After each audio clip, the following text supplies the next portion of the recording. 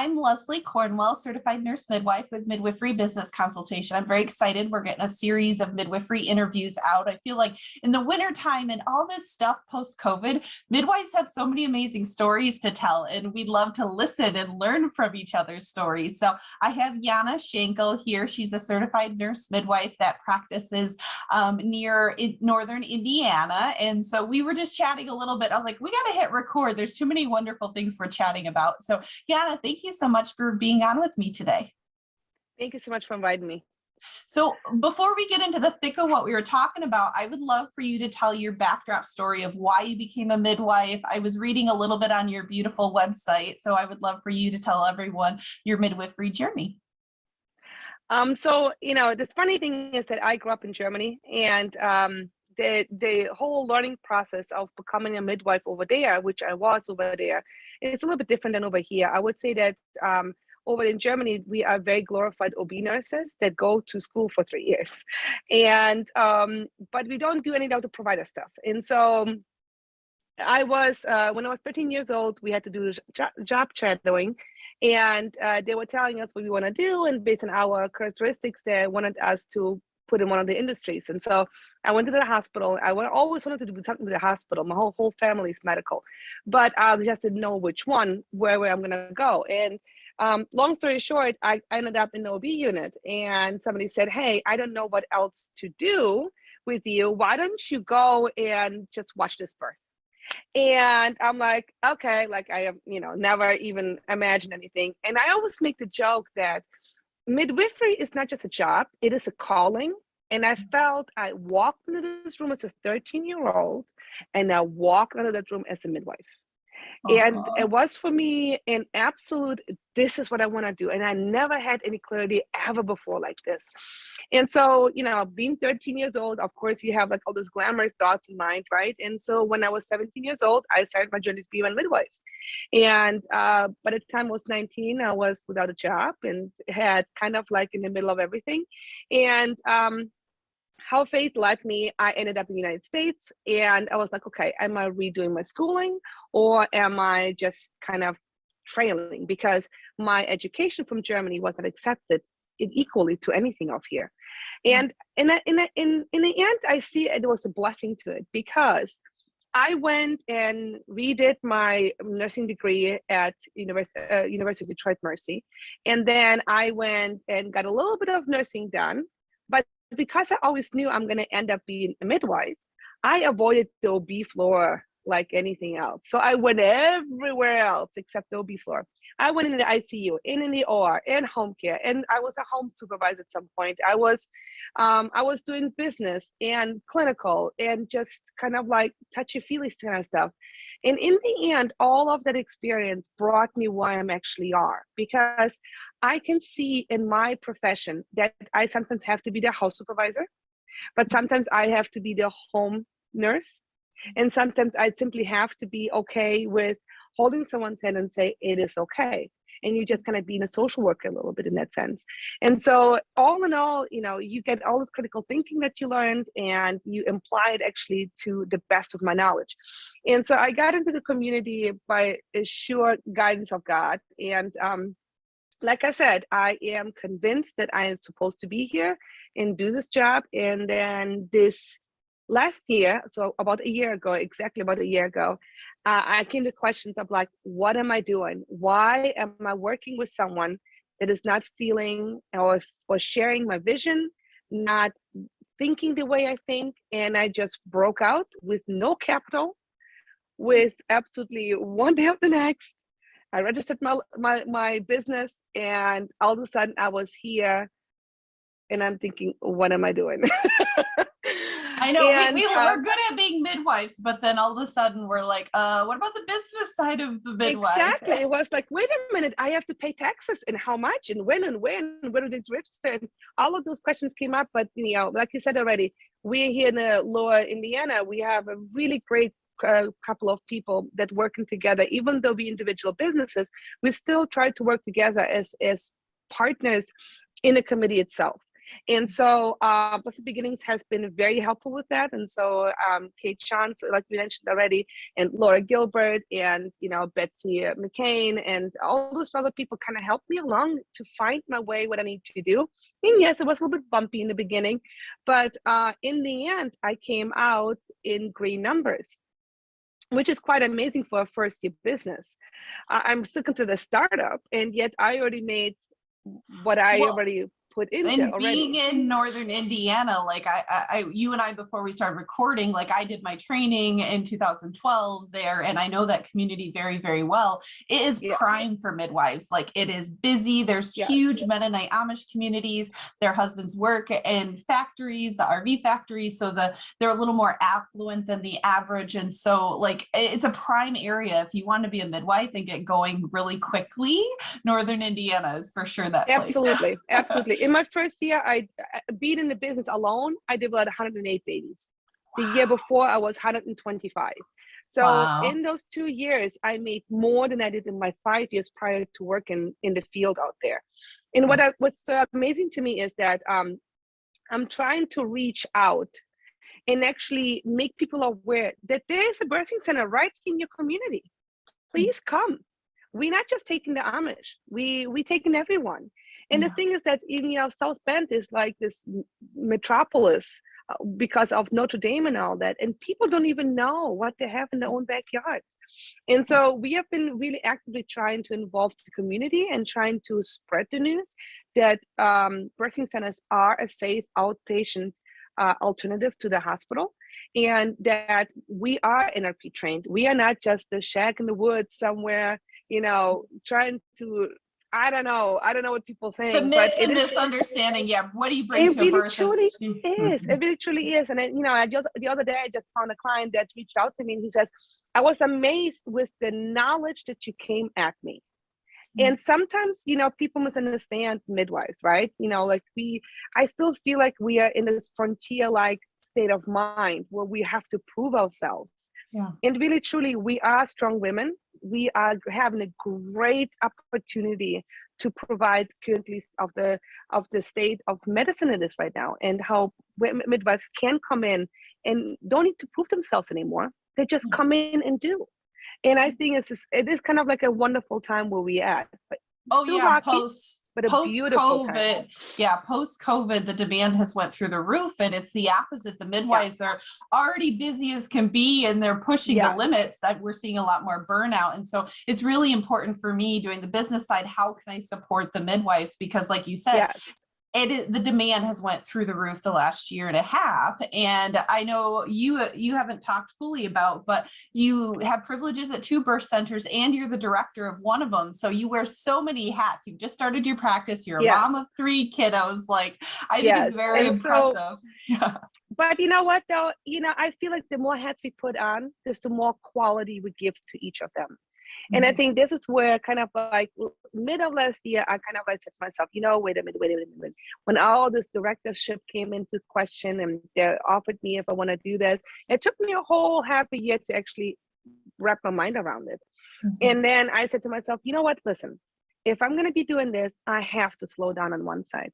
And then I really, truly, I don't work on Fridays, and it's intentionally because I want to just spend time when I can, pick up my kid from school, or have when my oldest one comes to home from school, actually say, hi, Mom. And I say, hey, how was today? And not constantly like shipping, like missing ships in the night, and this what has been my life in 2020. When COVID hit, it was like a bomb going off. Everyone was just running from the hospitals into our communities. And it's like, wait a minute, people were just so outrageous. They would say, we want to be back at home, and we want to have twins at home, and we want to have, and it's like, wait a minute. Just because we're in this really crazy time, quality does not have to decrease, and quality will not decrease, And so there was a lot of re-education, a lot of calming the minds. And I think it still is. And, but also at the same time, it's just really being true aware of what you want to do, and where do you want to end up? And I think as midwives, like you said already, we want to be good in all of those different spots, but we also have to be fair to ourselves, that if we don't take the time for ourselves if we don't reach our priorities and our goals, we will burn out and will not be happy with anything that we do. Yeah, I truly believe midwifery is in a very pivotal point right now, that either we're just not going to have clinicals because the preceptors are so burnt out and now we can't train the next generation that's trying to expand, or we're going to set better boundaries. We're going to set a better balance. We're going to get this business side of midwifery more figured out so that we can flourish, because the demand is there. I think it's really these midwifery practices kind of teetering. Do I just keep pushing and doing what I'm doing, or am I going to go back to the foundation of my practice and my life and restructure things? For sure. Right. Absolutely. Absolutely. So how did you end up in Northern Indiana? Is that where your husband is from? Or I'm just curious. No, so my husband was born and raised in Detroit area, and we have lived in Detroit area. And this is one of those things where, you kind of try to find your niche, right? So when I graduated midwifery school, I was invited to join this really gigantic group in Flint. Mm-hmm. And I said to myself, you know what? That would be awesome having so many people, and every 8th weekend you had to work, and you're like, that is a plus already. Yeah. And the amount of people that we had was surprisingly low, but the hospital was also utilizing us as the triage providers.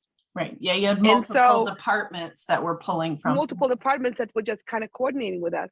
And so I was intimidated by that group, obviously, because they were all experienced midwives. But I said, you know what, maybe I can just go in because we're not so busy and actually get support that I need. And unfortunately, we just didn't jive. Mm-hmm. The people were great, but somehow in the whole midst of it, it just didn't jive. And unfortunately, there was a non-compete clause in there that within 25 miles or 15 miles or 20 miles, something like that crazy, I wasn't able to practice. And the thing is that, Flint has 3 major hospitals, and they all had midwifery clinics in them. But unfortunately, I could not join any of them because of the compete clause. And so it was either move or be on call for 24 hours, stay there, and then go home. Yeah. You know what I mean? Not the from home call, but you had to be in the hospital call. And I said to myself, that is just crazy. So I started looking around, and I found a position here at HealthLink in Mishawaka that serves the low income community. And that really where it got me down to Indiana. And I just fell in love with those people here. And I said, you know what? I'm just going to stay here. And we bought a house and we moved, and we have not regretted it. Yeah, it's a beautiful part of the country. And I think people sometimes as new graduates, you feel intimidated. You have to pick any job or just pick what's in your local community. But as you get more experience and you start interviewing more, you get better at like, okay, my style, I don't care what you're going to pay me. Yes, that's important. I got to pay my bills, but are we going to have the same philosophy? Are we going to, because when you have such a large group, there's so many dynamics. And it's night and day. Indiana and Flint, like you've picked 2 extremes of midwifery styles. Yes. But you know what? It was refreshing to see that there are people out there that think like me, that do think that don't have, this crazy understanding of certain things. And so I was just like, okay, we don't have to be all medical, physician-led thinking machines. We don't. We can be our own individual midwives and do what we were taught to do. I mean, I would get laughed at when I go and provide labor support. Yeah. And so it was kind of gotten to the point where I'm like, okay, this is not what I was picturing to be as a midwife. I don't want to be a Dr. 2.0. I don't want to. I want to be a midwife. Yeah. Well, I think it's amazing that you found Indiana, because there are a lot of midwives that, especially in COVID and their beliefs and choices they're making, they're losing jobs in the hospitals and they're feeling overwhelmed. Like, okay, if I'm going to start a private practice, then move across the country or move somewhere else, that's a lot. How did you process it? Did you feel like this is my calling and I'm just meant, or was it more the tiered, you went to the community where you had an employment job and then took the next stepping stone for a private practice? I gotta tell you, I still don't know how I ended up to where I am. Someone was leading you. Yes. Someone was leading you. So we just need to get the midwives to trust someone's leading them. For me, I am a very faith-oriented person, and it was just simply of, God, where do you want me, and how do you want me, and show me. And the thing is that when I actually made the mental note, so I worked with a doctor that was very long in practice. He is 72 years old. He is still practicing actively. And he has been in the community for 45 years. Oh, Kitty, no, I think you need to go. And so, and he was very, very, very old school doctor.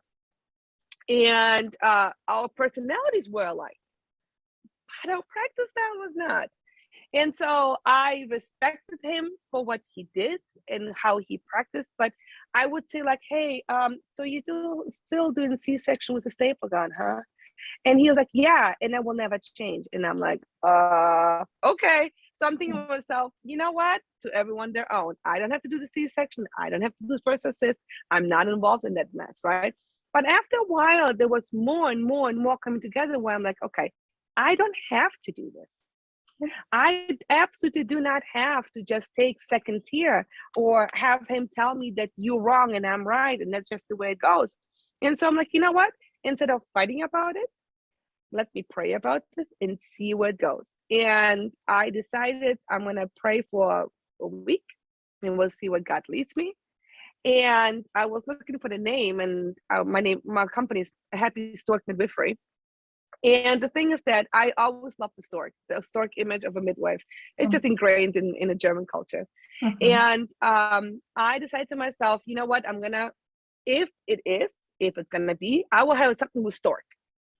And I said to myself, you know what, God, just show me if this is really truly it. If I see storks like popping out in this next 2 weeks, I know that this comes from you.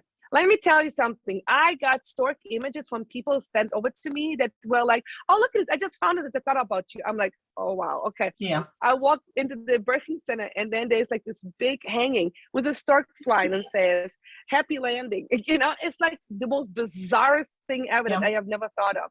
And that is how I just plunged into the dark. You took the leap of trust. And I think getting to the basics that people have options and that you need to trust the universe and listen to it. I think that's the biggest thing. Yeah. Sometimes we're so internal and we're so narrowed that we don't even open our eyes to see opportunities around us because of that scarcity or fear, or I have to work here because I need the paycheck. I need this. And I challenge midwives, like, your best security is starting your own practice, starting your own journey, following your own passion. And the thing is that what I liked about your site, how I kind of got, triggered on that, is that around the same time while I was thinking, I get your email, how to start a midwifery practice. I'm like, well, that's just bizarre. Yeah. And so that's how I kind of got connected with you. And one thing I would like about it is, I remember the email, I don't know, what, maybe 4 or 5 months ago, you sent out saying other ways that midwife can make money. And one of the things that I really thought is like, you're absolutely right. I mean, midwife is like catching babies. No, we are primary care providers. Yeah. Let's not lose the skill that we get permission, like no other nurse practitioner does. Let's not throw this away. Yeah. Let's not, and so I decided that I'm going to provide primary care services in my clinic. I do all in all. I do small children. I treat the coughs and the sneezes and the ear infections, the UTIs and all those different things because I can. I just simply can, and nobody else has to tell me that I can. Right. And this is what's so unique about our profession. I can provide contraception. I can provide family planning. I can provide primary care. I can provide OB services. I can provide gynae services. And I think midwives, again, and I've seen it over and over and over, oh, you're just doing blank. No, I'm doing all. Yeah. And I'm providing in this rural area where I am the only provider in my practice. It really truly is that when a kid gets sick, I am still a provider of this baby. Yeah. I am still my responsibility. I'm not going to call the NICU team, who I don't have in the birthing center. I don't have a pediatrician next door who I can just say, hey, I need your help. Yeah. We are it. And I think we are undermining ourselves by just putting this really narrow focus on and not doing anything else except this. Well, And and it's so I very decided, interesting, the two shifts, like CPM, certified professional midwives, licensed midwives, direct entry midwives, totally get it. They do all of it, they're trained all of it, but nurse midwives, it's very interesting because depending on your clinical experience, and most of the time you're working in a hospital setting, you don't have newborn privileges, you don't do anything but prenatal care. So you get down this narrowed mindset of what you think your scope is, and we have to be rethinking or re-educating ourselves on things that are just lost, that we don't realize are part of our scope. Yeah. I mean, I had some really interesting conversation with a couple of NPs because we're like, well, you cannot do this. I'm like, says who? Yeah. Where does it say that I cannot see a child? Where does it say that I cannot see an adolescent? Where does it say that I cannot see a man as a primary care provider? Nowhere it says. People assume because midwife, maternity, women, but they don't realize that I can treat men. Yeah. Especially well, my it own is private actually practice. In the ACNM guidelines, there is a very clear thing that for men, we're only supposed to be treating them if it's sexually transmitted infections. Right. And well, that's what I mean. Yeah. Well, and then I newborns, mean. the newborn's the first month of life. And so there's fine lines between a family nurse practitioner and what we do. There's just a few extra things, but people don't realize some of these things because they don't, the type of midwife they see, they only see them doing a narrowed part of it. Correct. Yes. And like I said, I mean, it's just that whatever you allow yourself to get comfortable in, and whatever you can do, that's what you can do, And it's just like, it's I don't know, it whitened my eyes, and it just kind of gave me the opportunity. And it's not like that I'm forcing people to come and see me, they come and want my opinion. And most times I tell them, okay, listen, I'm being honest with you. I cannot treat your chronic hypertension, and I cannot take care of your chronic diabetes. I just don't have the time for it. So and the complexity and skill, and you can choose what you want within your practice. Like, yes, I'm going to do primary care, but you get to pick and choose what conditions, exactly what the scope is of it. Yes. Yeah. And so I really truly retained myself to cough and sneezes and earaches.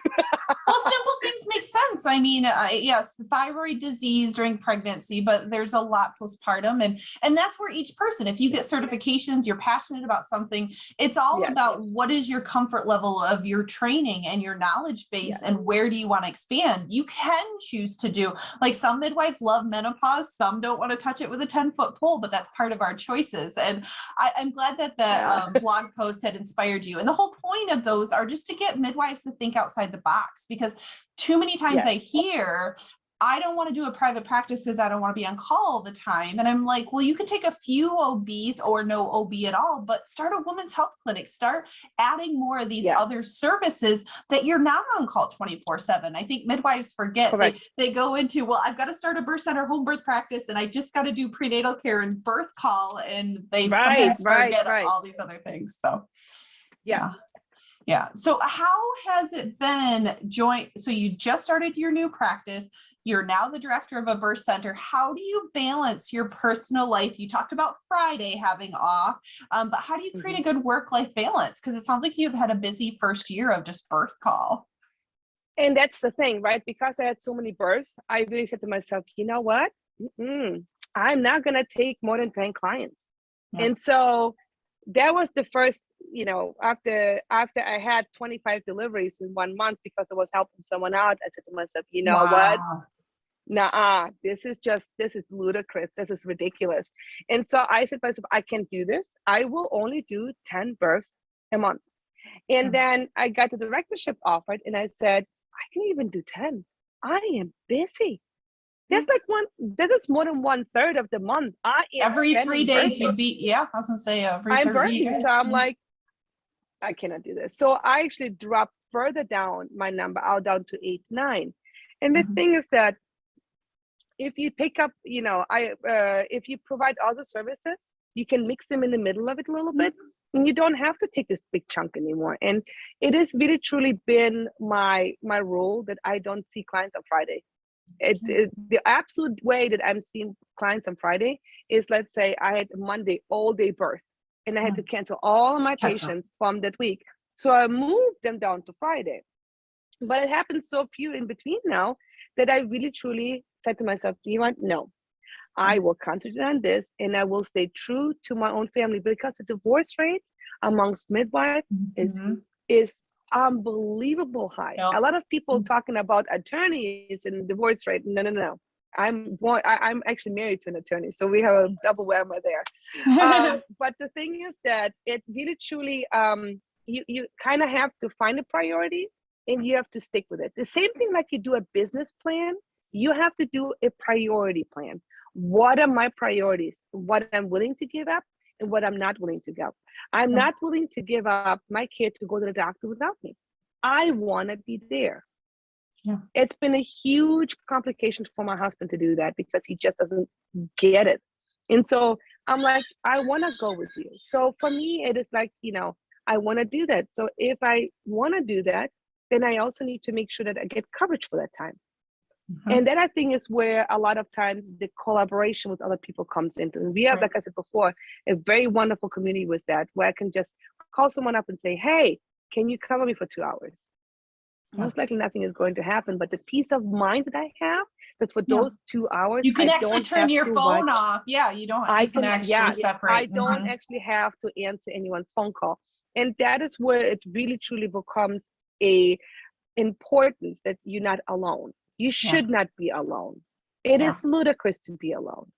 Yeah, and some communities have that option, and a lot of communities, because they're new and they're paving the way, they don't have those options. And so it is a very unique thing. I feel for those people. I really do, But the thing is that what I have learned is to put the value in ourselves. Yep. Like a lot of people, actually in my school, we were never taught about business. We were talked about the clinical aspects. This is how you do. This is how you catch a baby. This is how you clinic someone. This is how you, educate someone. It's how you do. But they're never taught to say, and now please pay me. Yeah. And valuing, creating an accurate fee schedule, and knowing how what your true time is. Because I think too many times midwives are like, oh, I'll just do that. And then they don't realize like how much they're stretching out their budgets, because their salary is low, but then they're wondering where all the money's going because they didn't have that foundation. And that's why I'm so passionate about what I'm doing now, because in the United States as a whole, we're really not taught about financial education. As far as a business side, you're taught to work for someone else, and you're taught just basic levels of finances. So it's not just midwifery, it's the whole country as a whole. But it's really important to me that we need to get more midwives to understand the business side and value themselves, because when the numbers don't add up and you're wondering why you're frustrated, you love what you do, but you can't pay your bills, it just doesn't jive.